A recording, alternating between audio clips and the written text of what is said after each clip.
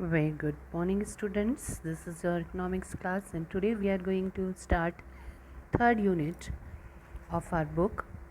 And in this unit, we are going to read about the production. इससे पहले जो हमने पढ़ा था, it was consumer side, right? Consumer behavior हमने डिस्कस किया था in second unit, और थर्ड यूनिट में हम प्रोड्यूसर बिहेवियर, एंड क्योंकि प्रोड्यूसर जो है वो प्रोड्यूस करता है तो सप्लाई भी हम यहाँ पर स्टडी करेंगे. Okay, so the chapter is production, law of return and return to scale. तो यहाँ पर आप क्योंकि प्रोडक्शन पढ़ेंगे, प्रोडक्शन फंक्शन पढ़ेंगे और उससे रिलेटेड कई एक लॉज पढ़ेंगे. So let's start with production function, right. तो फंक्शन वर्ड आप लोगों ने मैथमेटिक्स में पढ़ा होगा. इसमें क्या करते हैं हम, मैथमेटिक्स की जब बात करते हैं तो फंक्शन जो होता है वो रिलेशन होता है between the set of inputs and outputs, right. So ऐसा ही हमारे इकोनॉमिक्स में जब हम प्रोडक्शन करते हैं तो हम कुछ एक फैक्टर्स ऑफ प्रोडक्शन जो है उनको यूज़ करते हैं, तब प्रोडक्शन पॉसिबल हो पाता है. तो जो फैक्टर ऑफ प्रोडक्शन होते हैं they are the inputs, okay. और उसके बदले में जो हमें आउटपुट मिलता है वो उनका रिलेशन जब हम यहाँ पर पढ़ते हैं तो that theory is known is as the production function, right. तो जब भी हम इकोनॉमिक्स की बात करते हैं या प्रोडक्शन को लेकर के चलते हैं तो कई सारी थ्योरीज जो हैं हमारी यहाँ पर वर्क करती हैं, ठीक है. और जब हम प्रोडक्शन की बात करते हैं तो यहाँ पर हमारे पास दो तरह के वेरिएबल्स होते हैं.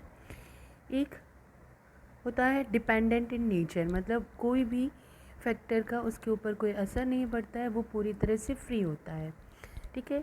और कुछ एक वेरिएबल्स होते हैं जो कि किसी एक फैक्टर से अफेक्टेड होते हैं, जैसे कि हमने लास्ट क्लास में पढ़ा था कि जब हमारी प्राइस बढ़ती है तो डिमांड जो है वो क्या हो जाती है, कम हो जाती है. तो यहाँ पर डिमांड जो है वो किस पर डिपेंड कर रही है, प्राइस पर डिपेंड कर रही है. तो प्राइस जो होगी यहाँ पर इंडिपेंडेंट वेरिएबल होगी, जबकि आपका जो डिमांड है वो डिपेंडेंट वेरिएबल है क्योंकि वो प्राइस की वजह से चेंज हो रहा है. ओके, सो इससे चाहें तो हम जस्ट लाइक दिस फार्मूला जो है वो रिप्रेजेंट कर सकते हैं किसी प्रोडक्शन फंक्शन को के अकॉर्डिंग डिमांड को. तो demand equals F by P, okay. तो यहाँ पे डिमांड जो है उसमें कौन सा फैक्टर फ्री है, डिपेंडेंट है पी, जबकि डिमांड जो है उसके ऊपर डिपेंड कर रही है, राइट. अब देखते हैं कि अगर हम इन वर्ड ऑफ इकोनॉमिक्स बात करते हैं, ये तो हमने जान लिया कि इनपुट और आउटपुट के बीच का रिलेशन जो होता है उसे हम प्रोडक्शन फंक्शन कहते हैं. बट अगर हम बात करते हैं इकोनॉमिक्स की तो वहाँ पे प्रोडक्शन फंक्शन का मीनिंग क्या है. तो let's see that in simple words, production function refers to the functional relationship between the quantity of goods produced and factor of production. Okay, तो factor of production जैसे कि लैंड, लेबर, कॉस्ट, ओके, ये सारी चीज़ों के बीच का, और जो गुड्स हमने प्रोड्यूस किया है फाइनली, ठीक है, जो हमने प्रोडक्शन किया है उसके बीच का जो रिलेशन होता है उसे हम क्या कहते हैं, प्रोडक्शन फंक्शन कहते हैं. जैसे हमने कहा कि अगर हम कॉस्ट जो है, ठीक है, कॉस्ट ऑफ प्रोडक्शन बढ़ा दे रहे हैं 20%, जिसमें 10% जो है वो हम लेबर को इम्प्रूव कर रहे हैं और 10% हम हमारे मटेरियल को जो है वो ज़्यादा इनपुट करेंगे, तो उसके बदले ऑब्वियसली हमारा प्रोडक्शन जो है वो बढ़ जाएगा, राइट. तो ये जो है वो प्रोडक्शन फंक्शन कहलाएगा, जहाँ पे आपका मटेरियल और लेबर बढ़ाने से क्या हो रहा है, आपका प्रोडक्शन बढ़ रहा है. तो इन दोनों के बीच का जो रिलेशन है उसे हम कहेंगे प्रोडक्शन फंक्शन, ठीक है. तो प्रोडक्शन फंक्शन से हमें ये पता चलता है कि जैसे जैसे हम अपना लेबर एंड कैपिटल या कोई और जो भी हमारा फैक्टर ऑफ प्रोडक्शन है उसे बढ़ाएंगे तो उसका हमारे प्रोडक्शन पर कोई ना कोई असर पड़ेगा ही, वो पॉजिटिव ही जनरली होगा क्योंकि हम एक्स्ट्रा वहाँ पर एफर्ट्स हमारे लगा रहे हैं. ठीक है. Now here you can see some of the definitions that tells you what exactly mean with the production function. So the relation between a firm's physical production and material factor of production. तो professor कॉटसन इसके according क्या है कि जब आप जितना भी input दे रहे हैं और जो आपको आउटपुट मिल रहा है उसके बीच का रिलेशन जो होता है उसे हम प्रोडक्शन फंक्शन कहते हैं. सेम थिंग अभी मैंने डिस्क्राइब किया था आपको. According to professor Samuelson, the production function is the technical relationship telling the maximum amount of output capable of being produced by each and every set of specified input. It is defined for a given set technical knowledge. तो यहाँ पे हमको more clearly ये पता चलता है कि production function क्या है, एक टेक्निकल रिलेशनशिप है. ओके. क्या है? एक टेक्निकल रिलेशनशिप है जो कि आपको ये बताता है कि this is a technical relationship. ठीक है. जो आपको मैक्सिमम अमाउंट ऑफ इनपुट के बारे में इंफॉर्मेशन देता है जब भी हम कोई चीज़ प्रोड्यूस कर रहे हैं, जबकि हम हमारा जो भी इनपुट है स्पेसिफाइड उनको अलग अलग तरीके से यूज़ कर रहे हैं. वी कैन से दैट कि अगर हम अपने इनपुट्स को वेराई करते हैं तो आउटपुट पर उसका क्या इफ़ेक्ट पड़ेगा, वो जब हम स्टडी करते हैं तो इसी को हम कहते हैं प्रोडक्शन फंक्शन. इसके लिए इन्होंने मैथमेटिकल फॉर्मूला भी आपको प्रोवाइड किया है. तो P जो है इसका आपको दिया हुआ है LMNT.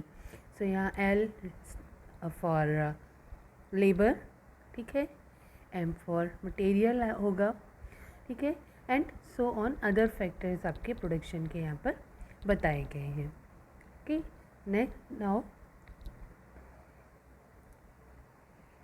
लेट्स सी कि प्रोडक्शन फंक्शन जो होता है ये तो हमें समझ में आ गया कि जैसे जैसे हम हमारे फैक्टर ऑफ प्रोडक्शन चेंज करेंगे तो वैसे वैसे हमारा प्रोडक्शन जो है या फाइनल आउटपुट चेंज होता रहेगा और जो भी चेंजेस होंगे वो हमारे प्रोडक्शन फंक्शन हो गए. अब बात आती है असम्पशंस की. Right. I have told you कि जितने भी लॉज आप पढ़ेंगे तो you have to go through some of the assumptions. कुछ एक चीज़ें आपको वहाँ पर ध्यान में रखनी ही होंगी. ठीक है. तो the assumption for the production function are the production function is related to a particular period of time. Means यहाँ पे आपका period of time must be fixed. There should be no change in technology. Technology similar होनी चाहिए. The producer is using the best technique available.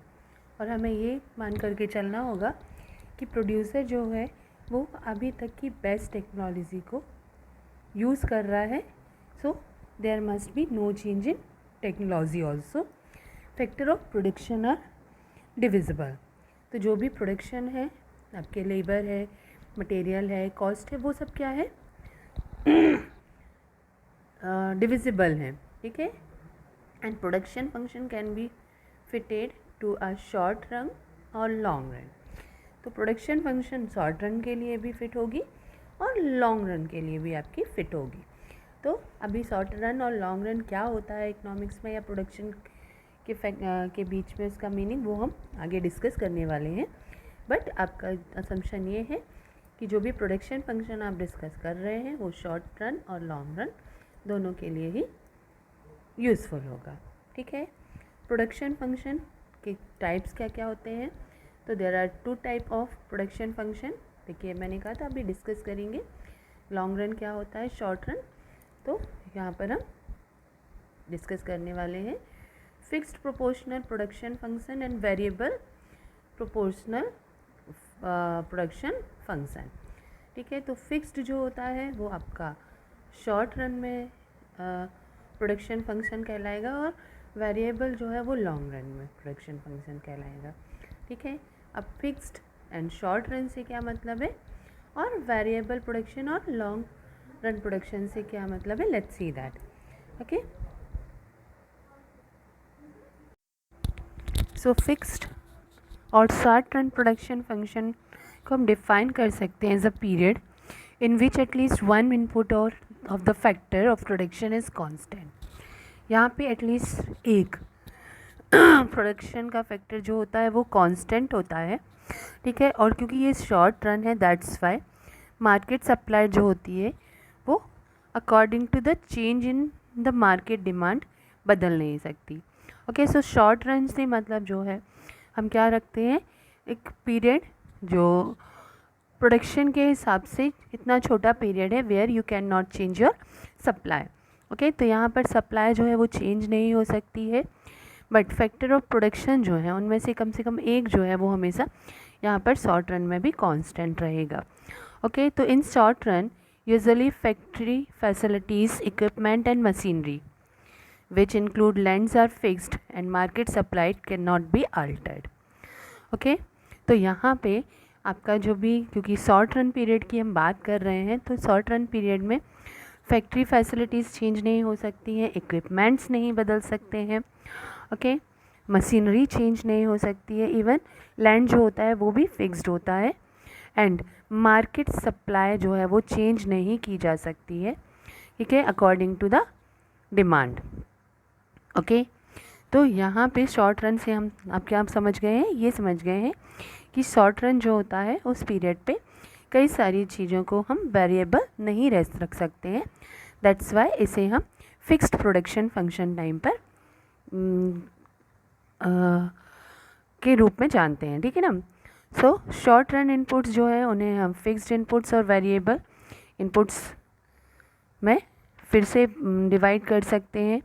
क्यों? क्योंकि कुछ एक inputs जो होंगे वो वैराइड नहीं कर सकते हैं और कुछ एक जो है वो वैराइड कर सकते हैं, जैसे लेबर और रॉ मटेरियल, ठीक है, इन्हें बदला जा पाएगा, लेकिन जनरली आपका other basic things like machinery equipments इनको बदलना पॉसिबल नहीं होगा, ठीक है।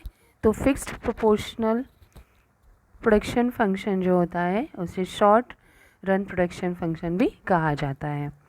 अब नेक्स्ट है आपका वेरिएबल प्रोडक्शन और लॉन्ग रन प्रोडक्शन फंक्शन, जहाँ पर इतना लंबा पीरियड होता है कि सप्लाई को according to the change in the market demand change किया जा सकता है, क्योंकि यहाँ पर प्रोड्यूसर के पास में सफिशिएंट टाइम होता है ताकि वो अपने इनपुट्स को मार्केट की रिक्वायरमेंट के अकॉर्डिंग एडजस्ट कर सके, ठीक है।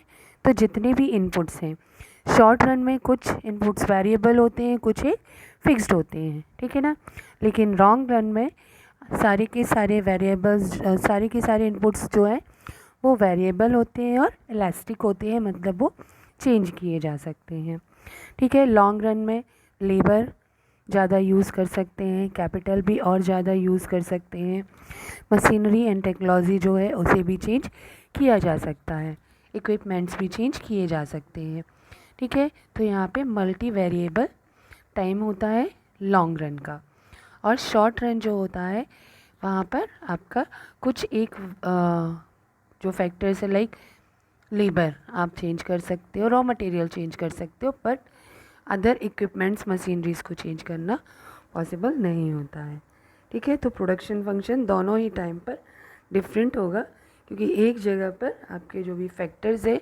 वो सारे के सारे वेरिएबल नहीं है, पर लॉन्ग रन जो है वहाँ पर आपके सारे के सारे फैक्टर्स वेरिएबल होते हैं, okay.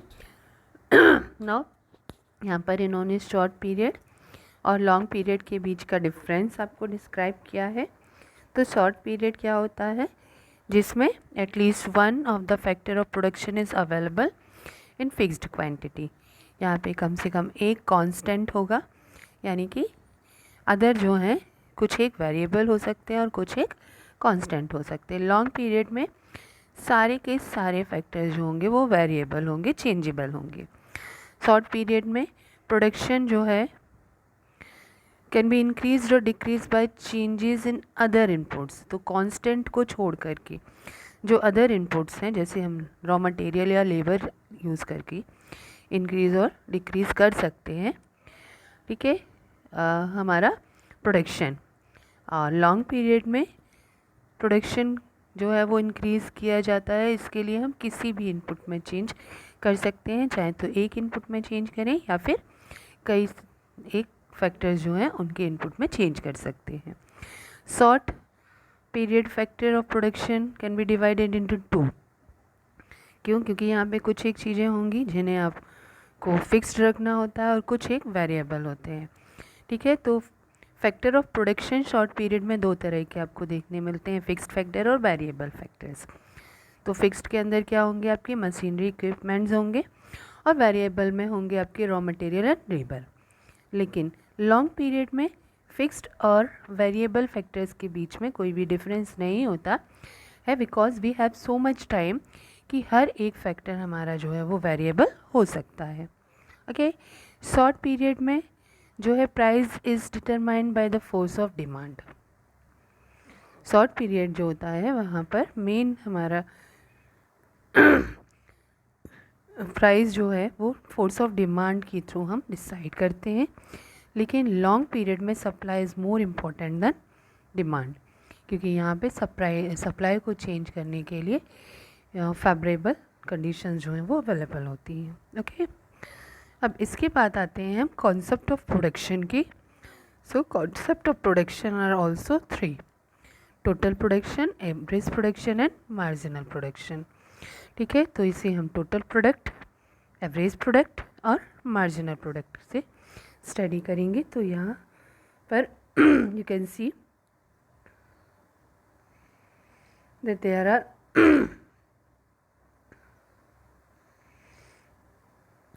Three type of products. So first type जो है that is total product. It refers to the total volume of goods and services produced during a specified period of time, generally a year. तो total production जो होता है वो क्या होता है? एक स्पेसिफाइड पीरियड, यानी एक दिए हुए टाइम में जो स्पेसिफिक आपने कर रखा है, जनरली उसे हम एक ईयर मान करके चलते हैं। उस ईयर में, ठीक है, हमारे जो भी टोटल फैक्टर्स ऑफ प्रोडक्शन हैं उनका हमें जो भी फिज़िकल आउटपुट मिल रहा है, ठीक है ना, corresponding to each set of input, जैसे जैसे हम इनपुट्स दे रहे हैं वैसे वैसे हमें जो भी मिल रहा है, ठीक है ना, आउटपुट, वो हमारा टोटल आउटपुट कहलाएगा। ठीक है, तो यहाँ पे T P equals to sum of M P multiplied by N. ठीक है, तो ये जो सम ऑफ एम पी है, एम पी का मतलब है सम ऑफ मार्जिनल प्रोडक्ट्स। तो मार्जिनल, एवरेज एंड टोटल से आप ऑलरेडी जो है वो इंट्रोड्यूस्ड किए गए थे इन डिमांड। तो जो फार्मूला हम डिमांड निकालने के लिए लगाते हैं वही हमें टोटल प्रोडक्ट निकालने के लिए, हमने जो टोटल यूटिलिटी निकालने के लिए फार्मूला यूज़ किया था वही हम यहाँ पर यूज़ करेंगे टोटल प्रोडक्ट। तो यहाँ पर जितने भी आपके यूनिट्स आप यूज़ कर रहे हो, ठीक है, उनसे मिलने वाली marginal product multiplied by every unit जो होगा, तो वो आपका क्या हो जाएगा? टोटल प्रोडक्ट निकल कर के आ जाएगा। ठीक है, नेक्स्ट कॉन्सेप्ट है एवरेज प्रोडक्ट का, जिसे हम AP से बताते हैं। एंड इसका जो भी फॉर्मूला वो होगा वो क्या होगा? TP upon L। ठीक है ना, तो TP जो है वो आपका टोटल प्रोडक्शन है और L जो है वो बता रहा है आपके यूनिट ऑफ वेरिएबल फैक्टर्स। ठीक है, तो यहाँ पे L हम लेबर से बता रहे हैं, बट यहाँ पर आपके जो भी यूनिट ऑफ फैक्टर वेरिएबल हैं जिन्हें चेंज कर सकते हैं उनको हम बताएंगे, तो हमारा एवरेज प्रोडक्ट निकल के आएगा। और थर्ड जो होगा वो होगा आपका MP मीन्स मार्जिनल प्रोडक्ट। तो इसका जो भी फॉर्मूला होता है that is total product by N, यानी पर्टिकुलर N+1। सो यहाँ पर क्या है कि आपका जो भी दो वेरिएबल फैक्टर्स आप यूज़ कर रहे हैं, तो फर्स्ट यूनिट उसकी और सेकंड यूनिट से जो भी हमें मिल रहा है उसको हम कहेंगे मार्जिनल प्रोडक्ट। ठीक है, इसे हम आगे मैथमेटिकल सॉल्यूशंस में भी देखेंगे तो आपको और भी अच्छे से क्लियर हो जाएगा। तो टोटल प्रोडक्ट मतलब जितना भी आप इनपुट दे रहे हैं उसके बदले में उन सब फैक्टर्स को हम कंबाइन करेंगे। ठीक है, और उसके बाद हमारी जो भी यूनिट्स हम यूज़ कर रहे हैं जब हमने समअप करेंगे तो हमारा टोटल प्रोडक्ट निकल कर के आ जाता है। ठीक है, एवरेज प्रोडक्ट निकलता है जब हमारे टोटल प्रोडक्ट को, हमारे पास टोटल प्रोडक्ट ऑलरेडी होगा, उसको हम नंबर ऑफ़ वेरिएबल फैक्टर से डिवाइड कर देंगे तो हमारे पास में एवरेज प्रोडक्ट होगा। और मार्जिनल प्रोडक्ट जो है जैसे जैसे हम वेरिएबल्स को यूज़ करते हैं, ठीक है, तो अगर उसके नेक्स्ट यूनिट जब हम यूज़ कर रहे हैं यानी नेक्स्ट सेट जब हम यूज़ कर रहे हैं तो उससे माइनस करने के बाद जो भी हमारे पास निकलेगा वो हमारा क्या हो जाएगा, मार्जिनल प्रोडक्ट। तो टीपी जो होगा वो क्या होगा, equals to change in total product upon change in variable. तो आपके पास में जो है वो निकल के आ जाएगा आपका मार्जिनल प्रोडक्ट। तो एक्चुअली मार्जिन बताता है जो आपको वेरिएबल फैक्टर्स को चेंज करने से मिलता है प्रोडक्शन में। ओके, नेक्स्ट आपका जो थिंग टू डिस्कस है is mutual relationship between total product, average product and marginal product. तो इन तीनों के बीच का जो डिफरेंस है वो क्या है, as we go on increasing the unit of variable factors total factor increases. ठीक है, टोटल प्रोडक्शन इंक्रीजेस। तो जैसे जैसे हम अपने वेरिएबल फैक्टर की यूनिट को इंक्रीज करते हैं टोटल प्रोडक्शन ऑब्वियसली बढ़ता जाएगा। ठीक है, total product is maximum at the point when marginal product is zero. और यहाँ पर टोटल प्रोडक्ट और मार्जिनल प्रोडक्ट का क्या रिलेशन है कि टोटल प्रोडक्ट जो है वो अपने मैक्सिमम पोजीशन पर होता है जहाँ की मार्जिनल प्रोडक्ट ज़ीरो हो। Okay, total product and average product can never be zero. Total production आपका और एवरेज प्रोडक्शन ये कभी भी ज़ीरो नहीं हो सकते हैं। Marginal product will be negative if we go on increasing the variable inputs, दस total product will go on increasing. तो टोटल प्रोडक्ट कभी ज़ीरो तो नहीं हो सकता है, लेकिन अगर हम पर्टिकुलर प्रोडक्शन यूनिट में हमारे इनपुट्स को बढ़ाते जाएंगे किसी वेरिएबल इनपुट को, तो एक कंडीशन आएगी जहाँ पर टोटल प्रोडक्ट ज़ीरो तो नहीं पॉसिबल है बट वो डिक्रीज़ होने लगेगा, क्योंकि वहाँ पर आपको अब और ज़्यादा इनपुट्स की ज़रूरत नहीं होगी। Then also you are using more and more inputs, है ना।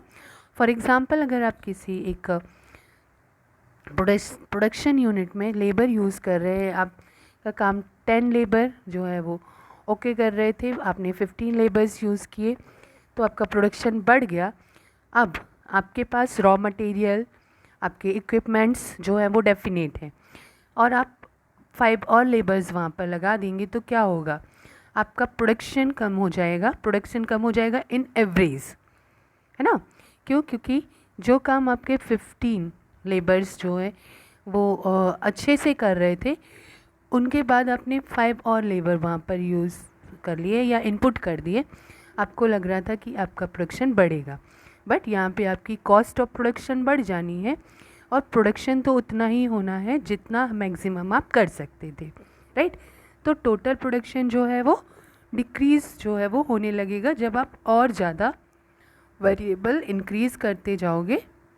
ओके, और आपका जो अदर फैक्टर्स हैं वो चेंजेबल नहीं होंगे। ओके, अब इसके बाद आपको है लॉ ऑफ रिटर्न और law of production. Law of return से मतलब आपको जो आउटपुट मिल रहा है that is the return.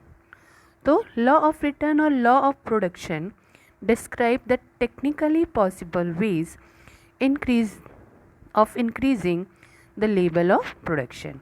So जब हम बात करते हैं लॉ ऑफ रिटर्न की, तो यहाँ पे हम पढ़ते हैं वो टेक्निकल पॉसिबल वेज जो कि आप अपने लेवल ऑफ प्रोडक्शन को इंक्रीज़ करने के लिए यूज़ कर सकते हैं. ओके, आउटपुट में इंक्रीज इन वेरियस वेज. आपका जो रिटर्न या आउटपुट है वो कई तरीक़ों से बढ़ाया जा सकता है, right.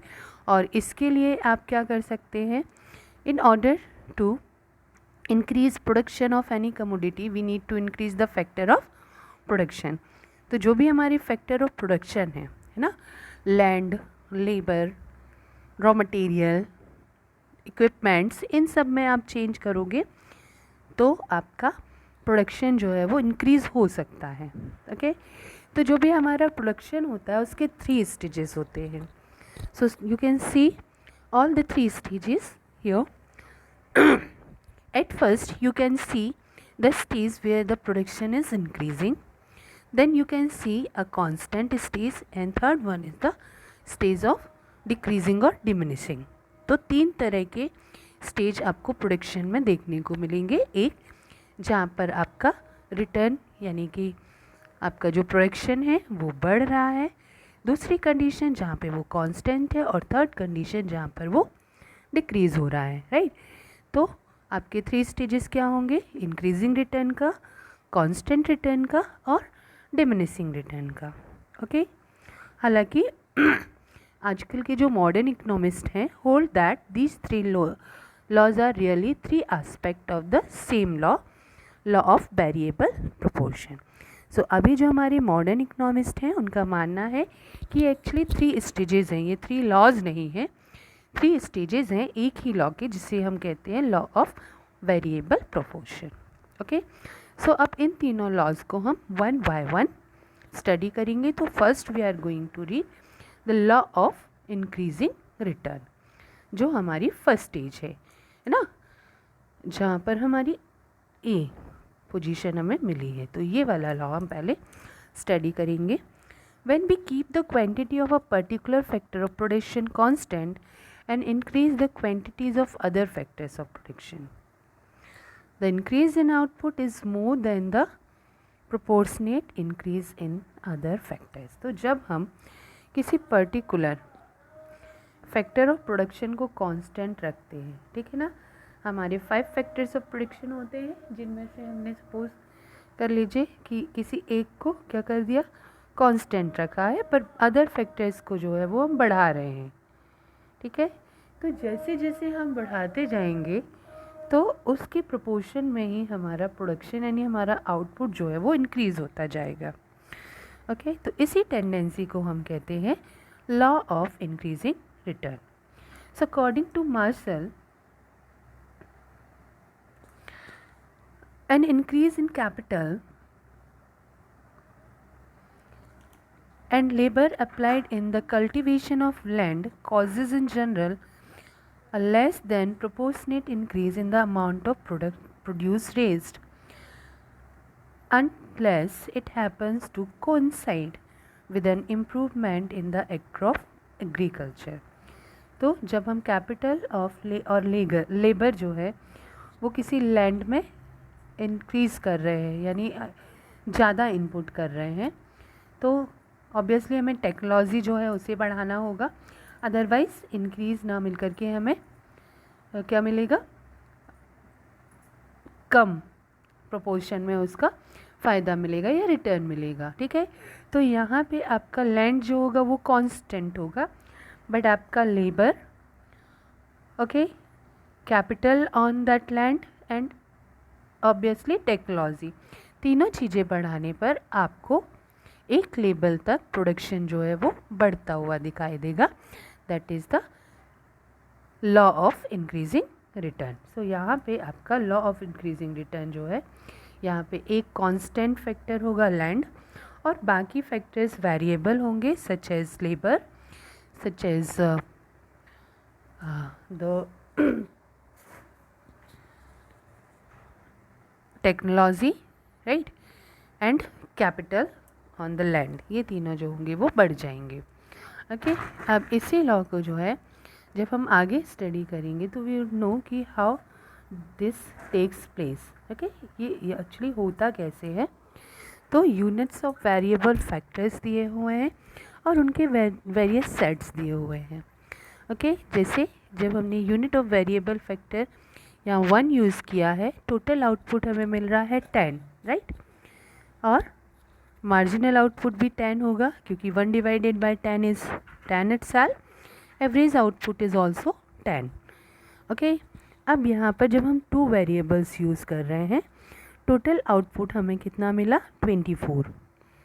And marginal output I have told you कि जब हम हमारी टोटल आउटपुट को वेरिएबल्स से डिवाइड करते हैं तो आंसर मिलता है हमारा marginal. So this is what 12। Okay, तो आपका वेरिएबल जो है वो आपका टोटल के दोनों के बीच के एवरेज जो है वो आपके टोटल का फर्स्ट यूनिट और सेकंड यूनिट के बीच का डिफरेंस इज़ 14। तो इस तरह से आपकी जब 2 यूनिट्स आपने यूज़ की, यानी वेरिएबल यूनिट्स 1 से बढ़ा दिया आपने 2 कर दिया, तो टोटल आउटपुट आपका बढ़ा, मार्जिनल आउटपुट बढ़ा और एवरेज आउटपुट जो है वो भी बढ़ गया। ओके, सिमिलरली जैसे जैसे आप इंक्रीज़ करते जा रहे हो अपने वेरिएबल फैक्टर्स को, वहाँ पर आपका टोटल आउटपुट, मार्जिनल आउटपुट और एवरेज आउटपुट जो है वो बढ़ता जा रहा है। तो दिस इज़ द कंडीशन जहाँ पर हमें इंक्रीज़ नज़र आ रहा है।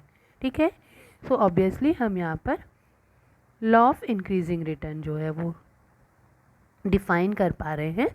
ठीक है, सो जैसे जैसे आपके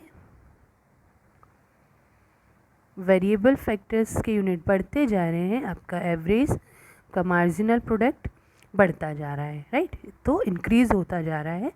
सो this is the law of increasing return. इसे आगे डिस्क्राइब किया गया है, तो read it carefully and find it कि हमने जो एक्सप्लेनेशन पढ़ा है दैट इज़ करेक्ट, है ना। Now causes of operation of law of increasing return. अब जो हमें इंक्रीजिंग रिटर्न मिल रहा है उस लॉ के ऑपरेशन, उसके होने के रीजंस क्या हैं।